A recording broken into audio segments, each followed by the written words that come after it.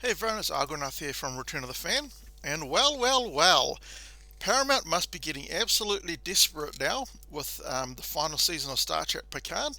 They need to get as many people watching it as they can. So what do? Let's have a look at this headline from IndieWire. Entire The Next Generation main cast to return for Star Trek Picard Season 3. This series is supposed to be about Picard. Why do you need to bring back the entire season of The Next Generation? Might as well just call it The Next Generation show then, right? But you know why they're doing this? Because Picard is absolute trash, and the ratings are absolute trash. And of course, the only way to get more people tuning in is to get them with the Memberberries, right? Remember this? Remember LeVar Burton? Remember Worf? Um, Remember Dr. Crusher? Remember Number One? Remember Dr. Troy? Well, they're all. I remember Data, who, hang on, didn't he die? I guess his brother was alive, but that wasn't Data. Interesting to see how Data is going to come back. I haven't been watching the show, so if he's come back already, then you'll have to excuse me. But I'm not watching that rubbish. So let's have a read of this article. Paramount is getting absolutely desperate now for viewers, and it's the only way that they can think of to try and get more people to actually watch this rubbish. So I said I haven't watched Picard, but I've watched many people who review it and people that I trust, and I don't need to watch it to know that it is absolute trash because it's not Star Trek, right? Neither is Star Trek Discovery. That is not Star Trek either, right? They might have just called them generic sci-fi series. They don't have the ethos of Star Trek or what Star Trek was about. They're back! What fans had hoped for since Star Trek Picard was first announced 4 years ago and has come true. All of the main Next Generation cast will be returning to Star Trek Universe for the final season of Picard. Burton, Dawn, Frakes, McFadden, Curtis, Spiner will all star opposite Patrick Stewart's Jean-Luc Picard. Well, is he actually Jean-Luc Picard? Because from what I remember, didn't he turn into an android? So, do you still keep your human soul if you turn into an android? How does that actually work? And what showrunner Terry Matalas is billing as a final send-off for the characters? Watch the announcement video below. I'm not going to watch that rubbish. I remember watching the premiere of Star Trek The Next Generation almost 34 years ago with my father like it was yesterday. It was the spark that ignited my love for science fiction, said Terry Matalas.